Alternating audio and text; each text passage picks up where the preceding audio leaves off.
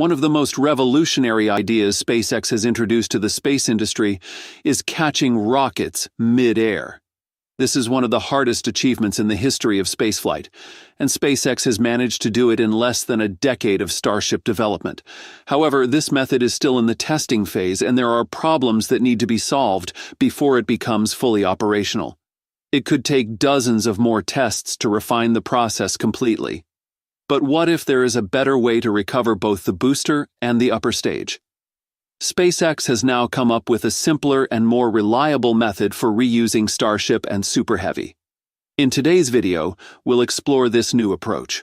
Before we dive deeper, make sure to subscribe to our channel for future updates on Starship and SpaceX's groundbreaking achievements. Mechazilla works by using giant mechanical arms attached to the launch tower.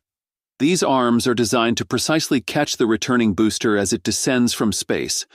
The advantage of this approach is that it eliminates the need for traditional landing legs, making the booster lighter and allowing for more fuel or payload capacity.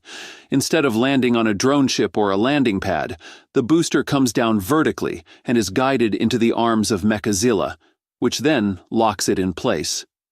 Once secured, the booster can be quickly reattached to another Starship upper stage and prepared for the next launch. While this system has many benefits, it also presents several challenges. First, the booster is traveling at extremely high speeds when it re-enters the atmosphere. It must precisely align itself with Mechazilla's arms at just the right moment, or the catch will fail. This requires incredibly precise control and coordination between the rocket's navigation system and the tower's catching mechanism. Even the smallest miscalculation in timing, wind conditions, or alignment could cause the booster to miss the arms and crash. Another major challenge is the immense force involved in the landing process. When the booster is descending, it still carries a lot of kinetic energy, which must be absorbed when it is caught. The arms must be strong enough to withstand these forces without breaking, while also being flexible enough to provide a soft catch that does not damage the booster itself. If the forces are too great, the booster or the catching mechanism could suffer structural damage. Additionally, winds or turbulence in the atmosphere can make it difficult for the booster to align with the catching arms. Unlike landing legs, which allow for some flexibility in landing location, Mechazilla requires extreme precision in a fixed position. If the weather conditions are unfavorable, the rocket may not be able to land at all. Another limitation of relying solely on Mechazilla is that it is only available at a fixed launch site. This means that SpaceX can only land boosters in locations where a Mechazilla tower is installed. While this is fine for reusable launches from a single location, it becomes a problem for missions that require recovery in different locations, such as those launching from floating platforms or other spaceports. Because of these challenges, SpaceX has been looking into an alternative recovery method that does not rely entirely on Mechazilla. Instead of catching the booster mid-air, they are now considering a more traditional approach, landing Starship and Super Heavy on large floating drone ships at sea. This method has already been used successfully with Falcon 9 rockets, which regularly land on autonomous drone ships after completing their missions. By adapting this method for Starship and Super Heavy, SpaceX can eliminate some of the risks associated with Mechazilla. Instead of requiring extreme precision to be caught mid-air, the booster would land on a stable surface, allowing for a safer and more controlled descent. The floating drone ships could also be positioned anywhere in the ocean, giving SpaceX more flexibility in recovery locations. Landing Starship and Super Heavy on a drone ship is far more difficult than landing Falcon 9, primarily due to differences in size, weight, engine power, and landing requirements. Falcon 9 and Starship are two completely different classes of rockets, and while the drone ship landing method has worked successfully for Falcon 9, scaling it up for Starship will require significant modifications. First, Falcon 9 is 70 meters tall and has a diameter of 3.7 meters, making it a relatively slim rocket. It weighs around 1.2 million pounds when fully fueled. On the other hand, Starship, when fully stacked with its Super Heavy booster, stands at 120 meters with a diameter of 9 meters. The combined weight of the Starship system is nearly 11 million pounds when fully fueled, almost 10 times heavier than Falcon 9.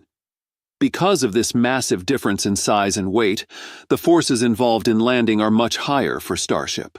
When Falcon 9 lands, it performs a controlled descent using its Merlin engines, which each produce 190,000 pounds of thrust. A Falcon 9 first stage has 9 Merlin engines, bringing the total thrust at full power to 1.7 million pounds of thrust. This is manageable for the drone ships currently in use, as they have been designed to absorb this level of force. Starship's Super Heavy booster, however, is powered by 33 Raptor engines, each producing 520,000 pounds of thrust. This means that at full power, the Super Heavy booster generates nearly 17 million pounds of thrust, more than 10 times the thrust of a Falcon 9 first stage. The sheer amount of energy involved means that the landing platform must be reinforced to withstand significantly higher forces than what Falcon 9 requires. If a standard Falcon 9 drone ship were used for Starship, the landing would likely destroy the platform due to the excessive thrust and weight. Another major challenge is the heat produced by the engines. The Merlin engines on Falcon 9 use kerosene and liquid oxygen as propellants, which burn at a relatively lower temperature compared to Starship's methane and liquid oxygen-powered Raptor engines. The Raptor engines burn at much higher efficiency and temperatures, meaning the drone ship's surface must be protected from extreme heat. The Falcon 9 drone ships currently use heat-resistant materials and water deluge systems to reduce surface damage. But for Starship, a much more advanced cooling system would be required to prevent the ship from melting or catching fire due to the high-intensity exhaust. Additionally, the landing process for Starship is more complex. Falcon 9 typically performs a single-engine landing burn, slowing down gradually before touching down on the drone ship. Its legs extend outward to stabilize the rocket upon landing. Since the Falcon 9 booster is relatively small, the risk of tipping over is minimal, and the Octograbber robot can quickly move in to secure the booster. In contrast, Super Heavy must use multiple Raptor engines for landing, and its greater height and weight mean that it has a higher center of gravity, making it far more difficult to stabilize on a floating platform. A larger, stronger securing system would need to be designed to hold the booster in place after landing. A modified version of the Octograbber robot, capable of handling the enormous weight and size of Super Heavy, would be necessary. The size of the landing platform is another major issue. Falcon 9's drone ships, such as Of Course I Still Love You and A Short Fall of Gravitas, measure about 91 meters long and 52 meters wide. This is large enough for Falcon 9's 3.7-meter wide first stage, but Starship's 9-meter wide booster would barely fit. To safely accommodate Super Heavy, the drone ships would need to be much larger and more stable, possibly requiring entirely new designs that are twice as large or more. These platforms would also need stronger positioning systems to ensure stability in the ocean, as even slight movements could make landing impossible. Beyond the booster, Starship itself presents additional difficulties. The second stage of Falcon 9 is not reusable and burns up in the atmosphere after completing its mission. Starship, however, is fully reusable, meaning it must survive re-entry and land safely after completing a mission. This adds another layer of complexity, as Starship must deal with intense aerodynamic forces and heating during descent.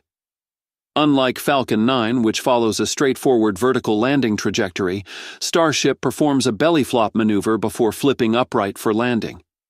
This maneuver requires precise timing and control, which becomes even more difficult when attempting to land on a moving drone ship in the ocean. The sheer difficulty of these challenges explains why SpaceX is still in the process of refining its recovery methods.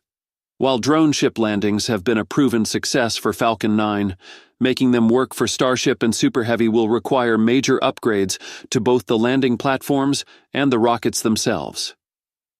SpaceX is likely to test multiple approaches before settling on a final design that balances reliability, cost, and efficiency. To address these issues, SpaceX is expected to develop larger, more robust drone ships with advanced heat shielding and landing stabilization systems. These ships would be equipped with water deluge systems to help cool the surface during landing, preventing damage from the rocket's intense heat and exhaust. Additionally, a new version of the Octograbber robot, which secures Falcon 9 boosters after landing, would need to be developed for Starship to ensure it remains stable on the drone ship during transport. That's all for today's video. Thanks for watching.